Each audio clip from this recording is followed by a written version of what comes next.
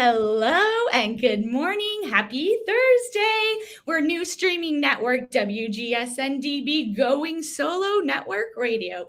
Welcome to Your Health Vibes with Elana. I'm your health coach with wellness and empowerment coach as well. Today, I'm here to raise your heart, body, and soul vibes to the next level so you can transform your life today.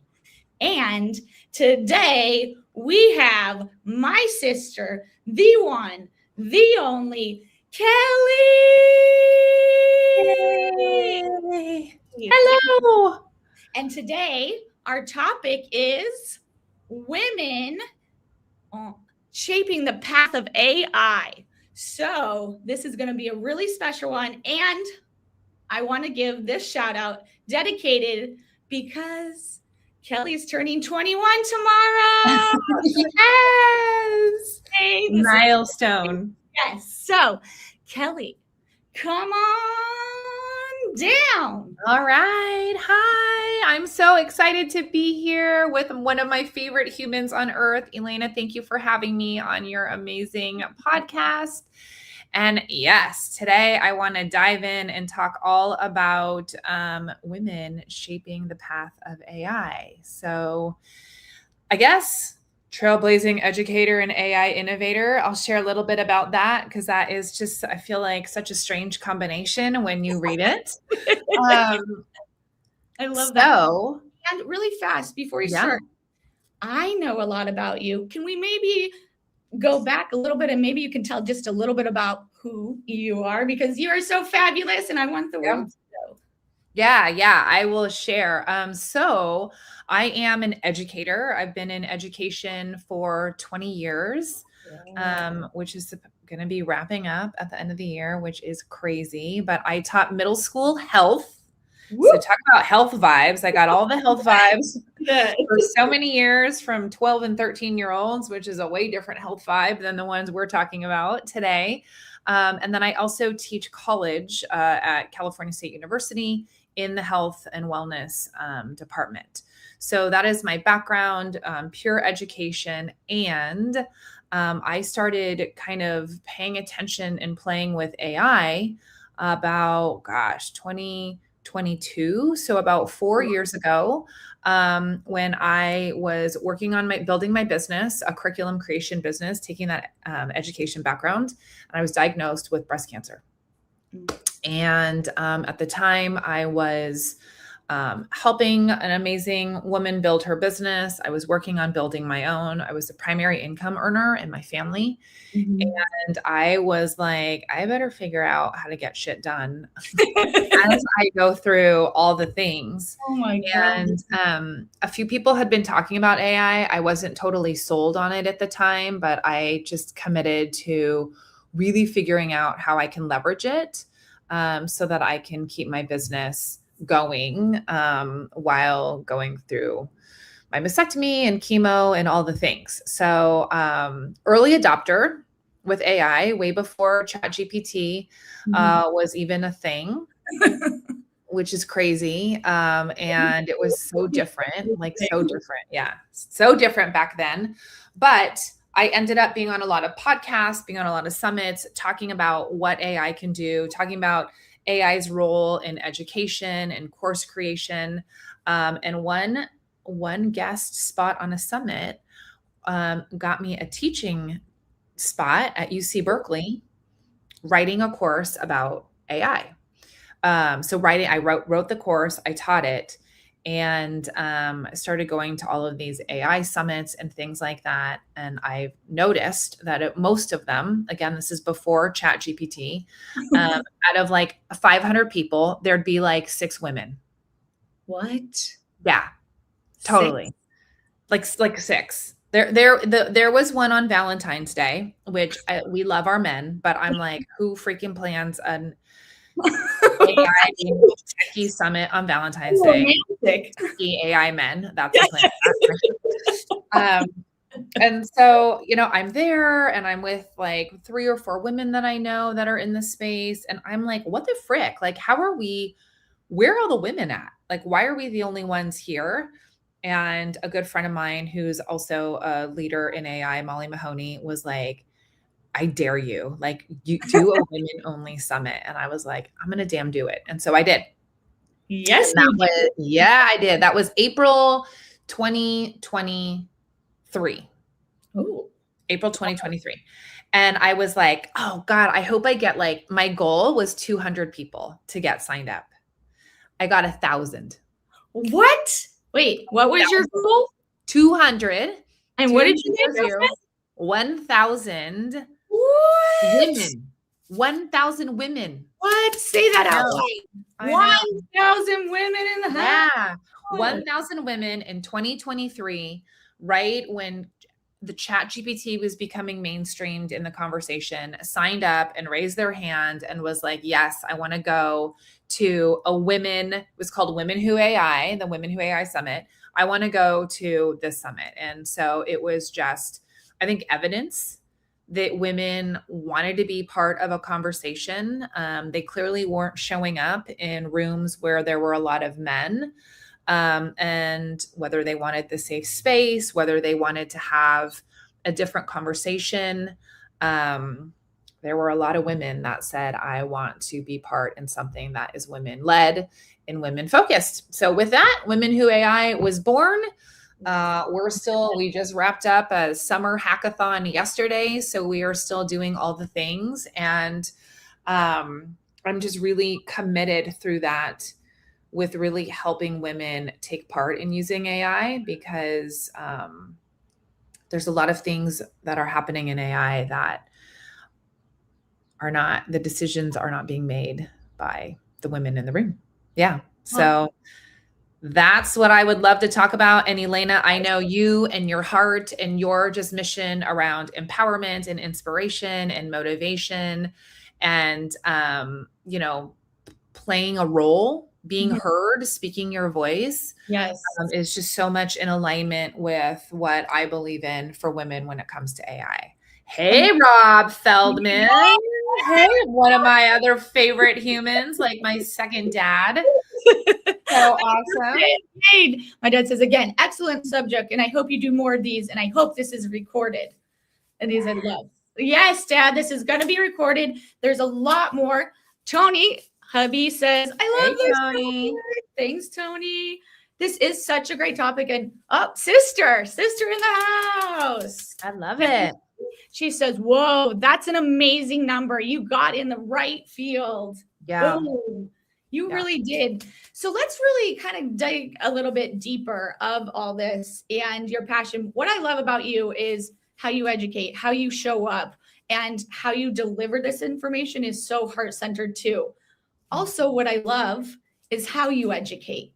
You never make anybody feel less than what they are, because this subject is hard. Not hard, but this subject, like, people don't know about. And a lot of people, when they know something, they come off kind of arrogant or things. But with you, I'm so excited for you to show this path, the women shaping. You are really, truly showing up and shaping, and the world is so lucky to have you. So let's dig a little bit deeper into this.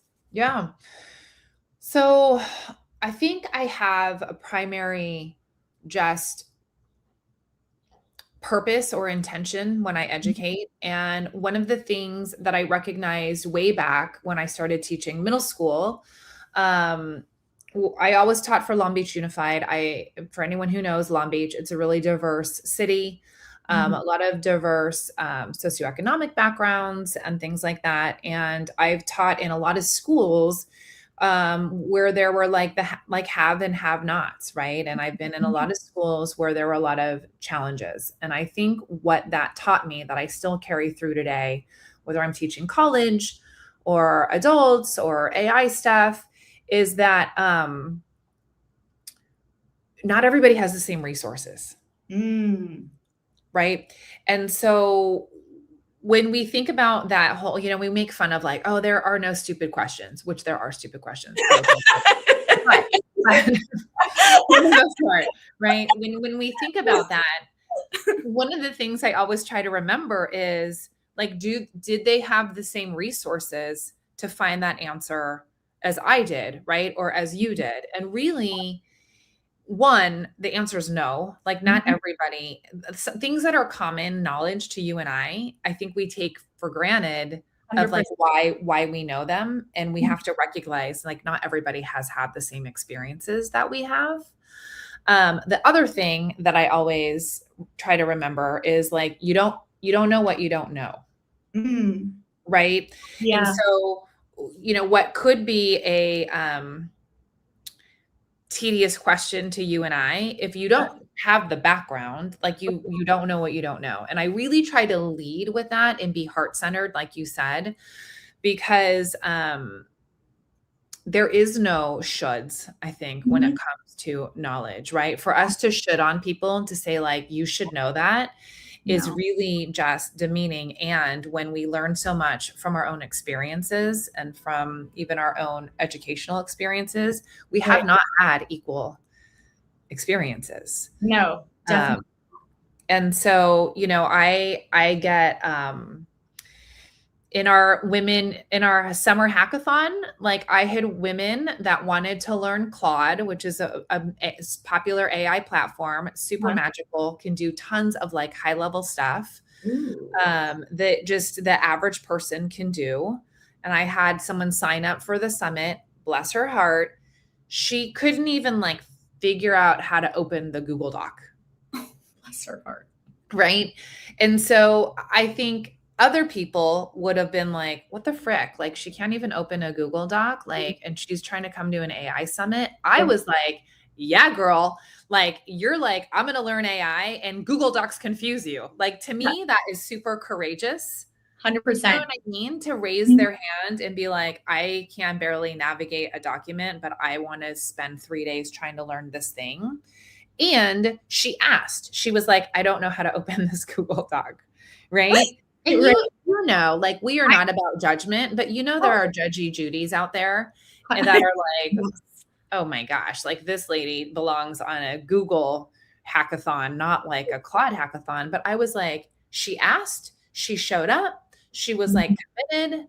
And like that, I have more respect for than someone who knows all the things. And so that's just an example of like what I always try to remember with what I teach is like, there's no dummies. There's no, why don't you know that? Right. It's all about just meeting people where they are and then up leveling what they're able to do, because someone like that is going to make more strides. Yes. Than the people that are like, I'm already using Claude. And so I just thought I'd come on and like, that's great. But like, she's going to make such a bigger, like transformational learning experience than the people that are on that are like, I already kind of know the thing.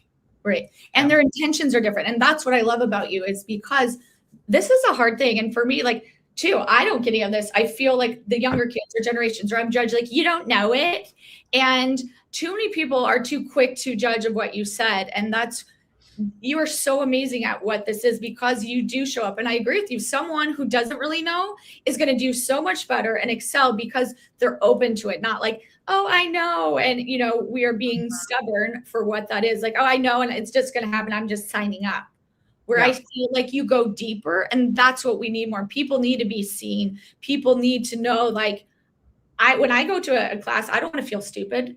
I don't want to feel like that. But if I know I can be vulnerable and honest and say, and it be okay, that's what I think is so powerful with you. Yeah. And that's really kind of the purpose behind the Women Who AI group. Like we say, we're for the AI curious all the way to the AI innovator.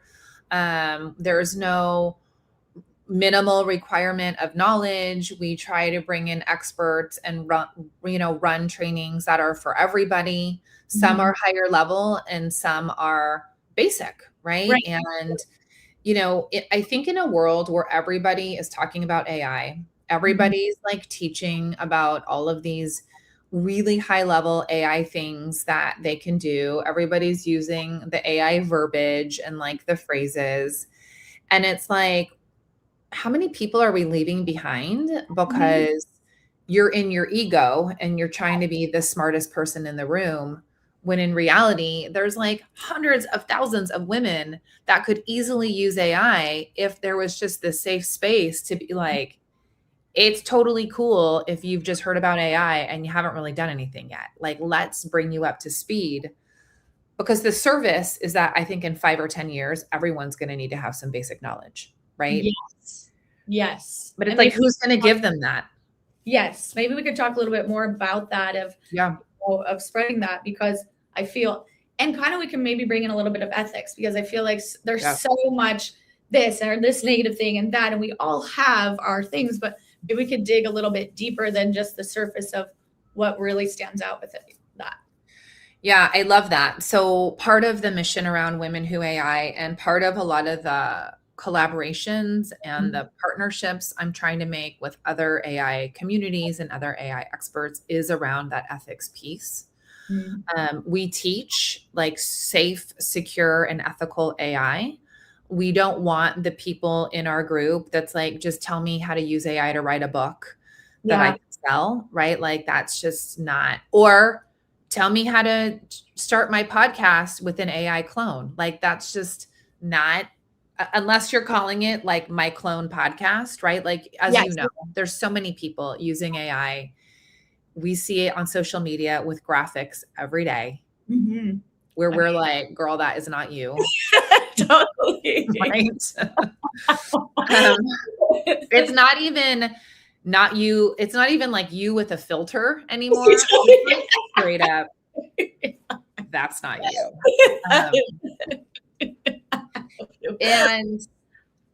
And shout out to everybody who's doing it that way, right? Like, you know, people will do, you know, you do you, boo, right? But like, for me, it's about like, how do we really talk about staying heart-centered and using AI, right? And staying authentic and ethical and using AI. And I actually started another community called Leaders in Ethical AI. Yes. Would you like to talk more about that? Yeah. And because, thank you for asking that, nobody wants to talk about it. It's like, there's so many people out there teaching about AI.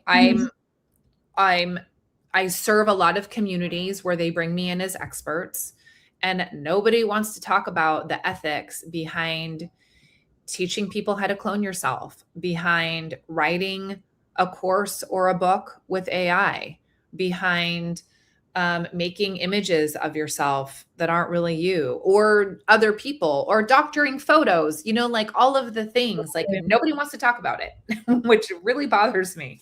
I totally agree, because you are smart and you do show up, and so many people get taken advantage of because there is no ethics. There's like, it's not there. So I'm glad that we are talking about it. It's hard to talk about hard things, but that's what we have to do. That's authentic. That's real. That's life. So if we want to get a little into that. And not just talking about it, but like, honestly, I'm at the point, I know you said I'm turning 21 tomorrow, and that's very gracious. I'm turning 50 for everybody who's watching. But I'm at the point where I'm like, F this. Like, you can say it. Ready to like disrupt. Yes. You know, and just be like, fuck off with all the money that you're making, teaching people to do things that's actually not ethical and that could get them in trouble. Like, I'm going to start calling them out. Like, I'm really ready to be a whistleblower and being like, you make millions of dollars teaching people how to do this, but you don't teach them how to do it safely, or you don't teach them how to do it ethically, but you'll take their money, right? Yes. And then will you be there when they get called out, when somebody slams them for using a video that wasn't even them, or for writing a book with their name on it that they didn't even write? Like, you're teaching people how to do these things and you're monetizing off of them, but you're not protecting them, right? It's like teaching kids to go across the street, but like not teaching them how to do it safely. You know what I mean? Yes, it's like, that's such a great analogy. Maybe we could talk. Yes. So true. And prying on the vulnerable. I think that's so hard. It's so hard to ask. It's hard to show up, and people are wanting to learn this new innovative thing, but then being taken advantage of. So I love that. I think people need to be called out. People need to hear and to show up that way. Yeah, it's annoying, and I'm putting a stop to it. That is one of my missions for this year is like, Yes. I don't even care. And I don't even care anymore. Cause I mean, I've been in the AI space forever. Some of these people are my friends. Some of these people are people I've worked with. Some of these people are people I deeply respect. Mhm. But at the same time, I think because I care about them and because I respect them, it's like, why are you not taking a step higher and actually talking about having those sweaty conversations of like, I just helped you create a clone. Let's talk about how you don't want to be using it. Yes. You know what I mean? And My so sister says, oh, she says, yeah, yes, ethics are so important. People need to know how to use AI as a tool, but not to completely replace everything. You have to be smart about how you use it. totally, Sister, totally. you want to kind of talk on that a little bit? Yeah, and I love that, Stephanie. So thank you, right? Like, and I think that comment, this idea of like, how do we use AI? What role does it play in our life and in our business is a conversation that a single person, one person should be having all the way to large company in consultations, consultants, things like that. Like everybody should be having this component of it's a tool. It's not replacing me. Yes. Businesses, there are businesses out there. I was just on one of my mastermind calls a couple weeks ago, and one of the guys came on. I will not name him, but if you're watching this, you know who you are. Yes. But he was like, I just built all this stuff with AI and all these AI agents and AI assistants, and we're like, oh, that's amazing. And then he's like, and I fired 12 all like 12 of my team members. Okay. From the revenue business sense, I understand Right. what that looks like to create AI agents to optimize things. Yeah. I just started a new role in a very big company. Yeah. They're doing the same thing, right? Yeah. But to do it, to fire people, Mm. right? To Stephanie's point, is like you didn't use it as a tool Yes. to help make their jobs faster or better. You used it to get rid of humans, which is not ethical. No. Right? That's Like awful. Like just doesn't. that's really a conversation, and that's where the fear comes from. AI is going to replace me. AI is going to take my job. Yeah, I think in some companies that don't have good morals and values and ethics and really value humans and their team. The company that I am now in, they're also using AI. They're building AI tools like crazy. And the goal is so that their employees can have a job that they love. Ooh, say that again. Yes. Say Yeah. again. So they're calling themselves an AI first company Mhm. where all of their employees use AI tools first to complete tasks that they don't love so that they can spend more time in their job doing the tasks that they do love. Ah, I love that concept. Right? That's wow. Like, Yes. I wish more people would work that way because so many people Yes. don't like what they do and they get stuck in these jobs. Then they live in fear. Totally. And this is the only lane I'm in and I can't get anything else. So maybe we could expand on that a little bit of like it's not Yeah. replacing, it's helping you what lane you're in and what your needs are and wants of doing. Yeah. And I talk about this a lot. Like any workshop that I run, I'm always talking about when you're trying to figure out how to use AI, start listing the things you don't like to do. Right. So, Right. like, I hate creating social media graphics. Like, Dude, I do too. I don't like it. It takes too long. I'm a perfectionist. I sit there and worry about if it's the right color blue. And then next thing I know, the day is over and I haven't posted shit. Right. So, like, it's not my deal. Right. But like AI can do that now for me. Mm-hmm. All right. So tools like Claude can now connect with tools like Canva and they can create my graphics. Tools like ChatGPT actually can create graphics now. So there's so many tools out there that can just create the graphic. that for me, I'm like, okay, that's something I need to use AI for, because that is something I don't love to do.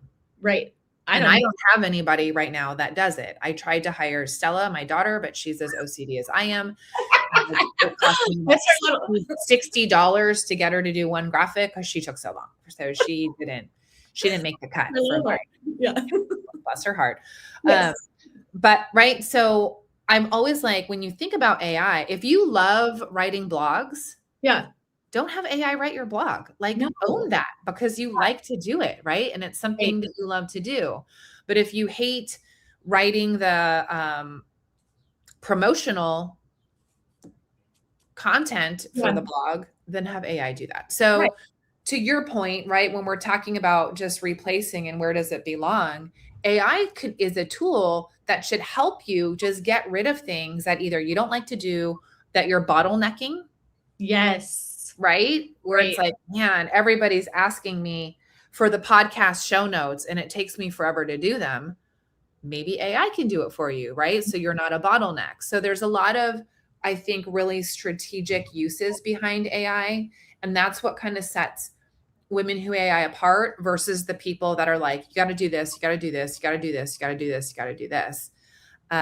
Because if you love to do it, why would you give it to AI? 100%. And I think that's where we lose ourselves because we think, oh, it's easy. I think it's because society wants instant gratification. We always are wanting that. And so maybe we could talk a little bit like that of the not negative, but when people want that instant, so they're going to go to that. And like, that's why I did it is that. So, I feel we have this instant gratification of having things done so fast, instantly for us. Yeah. And I also think it's this stupid, competitive, well, like I'm using AI to do that. Right. And it's like, let's make it okay to say, I'm still owning that task because I actually like to do that. Right. Like I tell people, you're never going to see me do it. You're never going to see my clone educate. No. Like I could crank out a ton of courses using my AI clone. Like I could probably have created 2 courses just in the half hour that we've been chatting with AI and my clone. But you're never going to see that. No. Because I love to teach, right? So like, why would I give that to my clone? Yeah. So I think part of this ethical and authentic and staying heart-centered alignment with AI, and this is where women shape different conversations. Yes. Okay. Like I'm not going to stereotype males, but more often than not, when I'm talking to women about AI, these are the types of conversations we're having. Yeah. Versus more of the male, I think, drive to like use AI for the most things, do things the fastest, instant gratification. What can I make so that I have it right now? Right? Competition. Who built that? So like we need to build it too. Yes. And I think women have a different perspective around that instinct of, like I want to be authentic. I want to stay heart-centered. Use voice. I want to feel good. Yes. Yeah. My sister says, she said, yes, don't let it take your voice. It should still be authentic and coming from you. It's becoming more and more obvious when it's all AI. And I want to hear what a person has to say from their heart. Yeah. Yeah, sister. Yeah. To fully just AI. Totally. And everything right now, you're starting probably to be able to tell so much is just AI generated. And I think we're going to end up going backwards. So I think in the beginning, it was like certain people were using AI and generating tons of content. And now I think so many people are using AI that what's going to stand out are the people that are just actually sitting at their keyboards and like writing what they have to say from their heart. Definitely, which we need so much. And that's what I love that you are here. You are here to make that stand. You're here to, going from only saying like, 200 people to 1,000, you are being the trailblazer. You are showing up in such a positive way. And we are so lucky to have you. So with all this, do you have some things coming up? How can people work with you? We're definitely having Kelley back on for sure. Yeah. We can make Let's it like do a series. So this is just part of the series, and like we will dig even deeper because I wanted you to go deeper too of like how everything, when you started this, going through what you were going through, and maybe encourage someone, who was going through cancer or other things. Didn't stop. There wasn't no poor me. That's what I love about you. There's never been a poor me. You want to show up. You still want to, provide and show a service. So how can people work with you, or what are you doing so that, Yeah. So on the screen, I have a free community. It's womenwhoai.com. So if people go to womenwhoai.com, they can go and sign up. They'll get an email. The email will tell them how to access our free community. It's completely free. We do pop-up trainings that are free. We do just news blasts. We try to help people we try to keep people updated with the latest things. We just launched our first season of Women Who AI podcast. With all of these amazing just women out there that are using AI in different ways, talking about all the different things. So that is like our home, our community where everybody can come and hang out. We do have sometimes low cost workshops and things like that. Like this summer hackathon was a $57 3-day full day workshop type of thing. One day of dinner, it's like, it's how you want to show up. And I think that's so beautiful that you make it attainable so someone can come to it. Yeah. So all the good things are in that community. I've had so much pressure to like turn it into a membership and charge for it. And it's like, people are always like, you're crazy that like but that's part of who you are. That was part of the vision, right? Like I said, removing the barriers. I mean, there's enough $97 a month AI memberships out there. And I just think, I think the more women, the better. The more women bringing women, the better. They will never see a man teach or take our stage. Men are definitely welcome inside of the community, but the community is really focused on like being female led. Yeah. So it's exciting. That's so exciting. And to kind of leave us, is there anything that you want to leave, or like, some golden nuggets? You always have such good things to say and do. Would love for you to just leave us with your final thought, final thing. And just once again, thank you for being here. This was just such a great, we could talk for hours. So that's why having you come back, and thank you for being honest and real and showing up and speaking the truth. Yeah. So here is what I would love to inspire everybody to do. Number one, go play. Yes. Go play with AI. Go to ChatGPT, get a Claude account. Both have free versions. If you want a paid version, they're $20. So I think it's still really affordable. And like, just see what it can do. Talk to it, ask it, what can I do? Tell it, I freaking hate writing emails. Can you help me? Right? Like let it be your brainstorming partner. Yes. And helping it identify where you might best use AI. So that's number one. Like, go play. If you're not playing, go play. You can't break it. I promise. You can't break it. It might seem like you broke it, but I promise you actually can't break it. And then the second thing I think is like, ask the questions. Yes. Like everybody probably has tons of questions. Everything from like, I hear people say LLM, what does that actually mean? To like, you built this really cool thing. How did you do it? To questioning like the possibility or the opportunity. And I think that there's this, there's this belief that like, it's not safe to ask certain questions because it's intimidating, right? Like it's super intimidating, but ask the questions, like have the courage, whether it's in a safe community like Women Who AI, maybe you have a trusted person that's using AI, but the more knowledge that people have about AI, the better I think they can use it as a tool and like really recognize how it can be used. But you don't know what you don't know. So you don't have the whole picture unless you're asking the questions. So ask the questions, like be brave and ask them. I love that. And yeah, and and come ask Kelly. She is a safe. Come ask me. Yes. So once again, how can they reach you? What is the best way for them? Yeah. So Kelly at womenwhoai.com is my direct email. They can find me, they can email me, they can find me on Facebook, LinkedIn, Instagram, and if they want to join the free community, womenwhoai.com is your way in. And you can find not only me, but a lot of amazing female AI experts in there as well. I love that. Well, thank you for being here. I love you so much. I love you. Queen. I can't wait to see you. Woo.